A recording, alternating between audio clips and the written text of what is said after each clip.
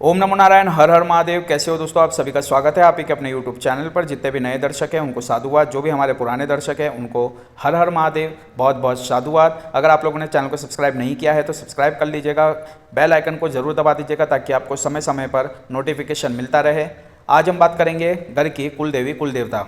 अगर आपके कुल देवी कुल देवता आपके साथ है तो संसार की कोई भी ताकत आपको झुका नहीं सकती है दोस्तों, कोई आपको परास्त नहीं कर सकता है। लेकिन आज के समय में कुल देवी कुल देवता कौन है, कहाँ हैं, उनका मंदिर कहाँ है, उनका स्थान कैसा है, उनकी पूजा पाठ कैसे करनी है, ये बहुत से लोगों को पता ही नहीं है। हमने एक वीडियो कुल देवी कुल देवता के नाम से डाल रखी है, उसमें आप मंत्र जाप करोगे और आपके सपनों के माध्यम में कुल देवी कुल देवता आकर सब कुछ बता देंगे।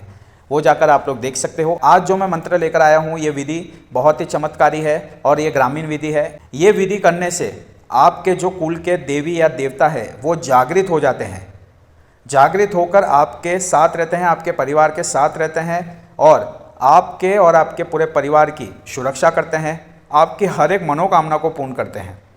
आपने जीवन में कुल देवी कुल देवता का जो ये मंत्र मैं देने जा रहा हूँ और ये जो विधि मैं बताने जा रहा हूँ सिर्फ एक बार कर लिया तो आपको जीवन में कभी हार का मुंह नहीं देखना पड़ेगा और आपको और कोई सिद्धि साधना करने की ज़रूरत नहीं पड़ेगी। इसलिए मैं बहुत ही समय लेकर बहुत ही धीरे धीरे से वीडियो एक एक चीज़ आपको बताता हूं ताकि आपसे कोई गलती ना हो और आप इस पूरी विधि को अच्छे से समझ लीजिए, सुन लीजिए और करने में आपको आसानी हो, आपसे कोई चूक ना हो। तो मैं देखिए आप सभी से माफ़ी मांगता हूं कि मेरे वीडियोस थोड़े लंबे हो जाते हैं, लेकिन मेरा ये धर्म है कि मैं आपको सब कुछ साफ साफ एक एक चीज़ एकदम नीट और क्लियर बताऊँ। तो देखिए सबसे पहले आपको क्या करना है, बाज़ार से 3 पानी वाले नारियल लेकर आने हैं।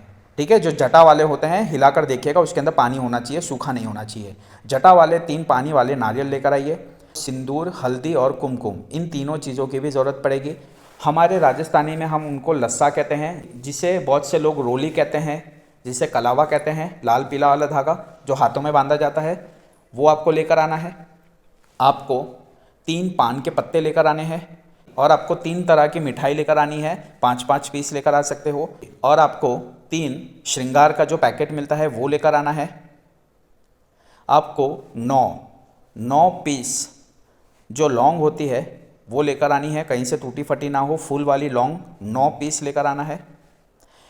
आपको चावल की ज़रूरत पड़ेगी, घी के दीपक की ज़रूरत पड़ेगी और आपको 1-1 रुपये का सिक्का चाहिए और एक लाल रंग का कपड़ा।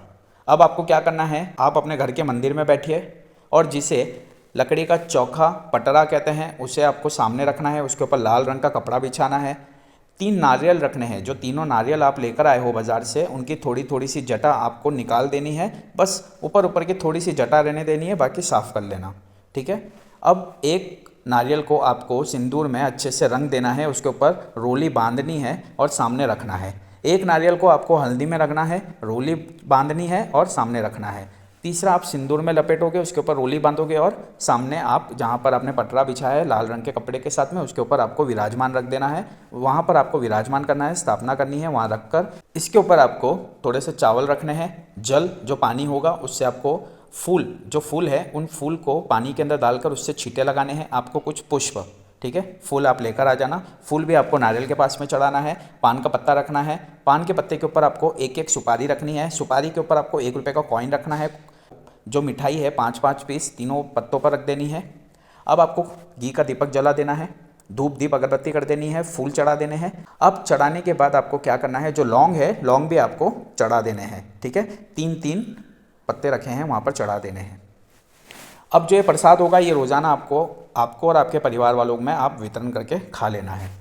आपको लाल मूंगे की माला की ज़रूरत पड़ेगी और ये आप कब करोगे, जब अमावस्या ख़त्म हो जाती है उसके बाद 12वां, 13वां और 14वां। अगर आप गूगल पे सर्च करोगे तो आपको तीनों तिथि दिख जाएगी। अमावस्या के बाद में 12वां दिन, 13वां दिन और 14। ठीक है, तो ये 3 दिन आपको लगातार करना है। आपको ये सब सामग्री रखकर पूजा विधि जैसे बताई है वैसे कर आपको लाल मूंगे की माला से जो आगे जो मैं मंत्र देने जा रहा हूँ उस मंत्र का आपको रोज़ाना 11 माला जाप करनी है। मंत्र ज़्यादा बड़ा नहीं है, घबराइए नहीं।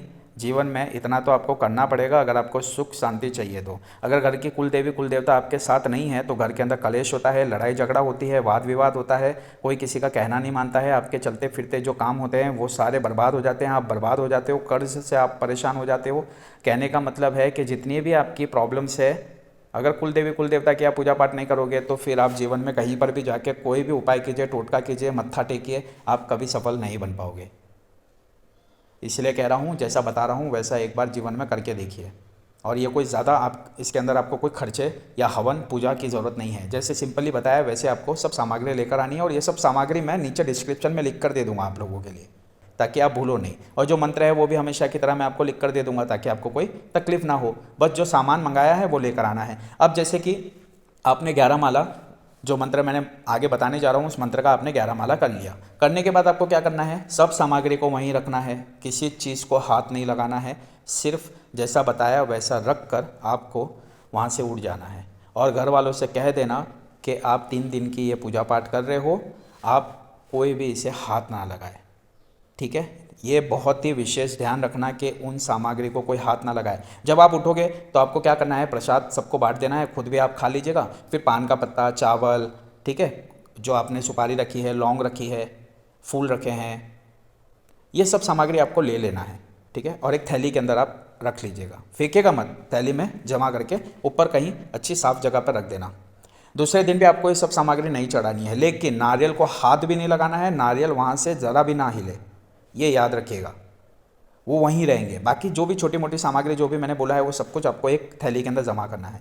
दूसरे दिन फिर से आप 3 पत्ते रखोगे, उसके ऊपर सुपारी रखोगे, लौंग रखोगे, 3-3, 5-5 पीस आप प्रसाद चढ़ाओगे, जो मिठाई होगी। फिर आप उसके ऊपर 1-1 रुपये का सिक्का रखोगे, थोड़े से चावल चढ़ाओगे। देखिए, अगर आप सिंदूर वाला जो नारियल है वहाँ पर आप सिंदूर में रंगे हुए चावल रखोगे, हल्दी में रंगा हुआ जो नारियल है उसके सामने आप हल्दी से रंगे हुए चावल रखोगे, और सिंदूर में जो रंगा हुआ नारियल है वो आप सिंदूर में रंगे हुए, ठीक है, सिंदूर में आप चावल डाल दीजिएगा, रंग हो जाएगा और आपको चढ़ाना है।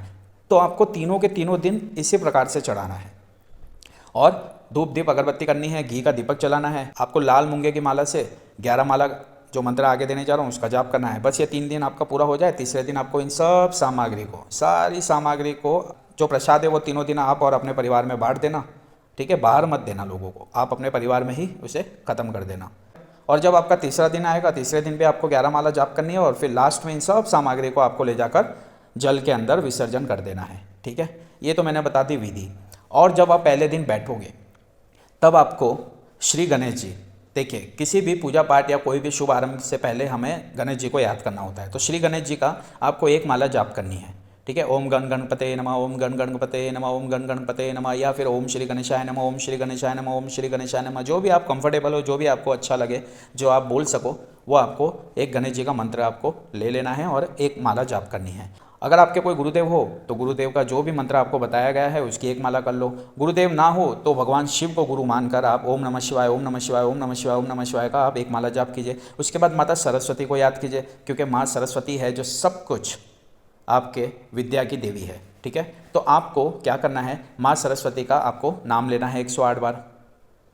उसके बाद में आप, अगर आपकी कुल देवी को जानते हो तो कुल देवी का नाम लेकर और उनसे प्रार्थना करनी है कि जो मैं ये 3 दिनों की मंत्र जाप करने जा रहा हूँ इसमें मुझे सफलता दीजिएगा, मेरे और मेरे परिवार पर आप कृपा कीजिएगा, आशीर्वाद बनाए रखिएगा।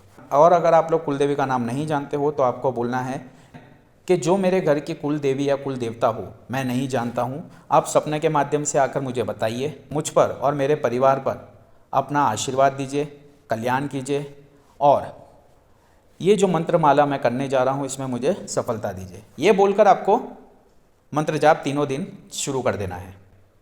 अगर किसी ने कुल देवी कुल देवता को बांध कर रखा है, बंधन करके रखा है, वचनों में ले रखा है, तो वो वचन और बंधन तोड़कर आपके पास आते हैं, आपके ऊपर और आपके परिवार के ऊपर हमेशा अपनी कृपा और उनका आशीर्वाद बनाए रखते हैं।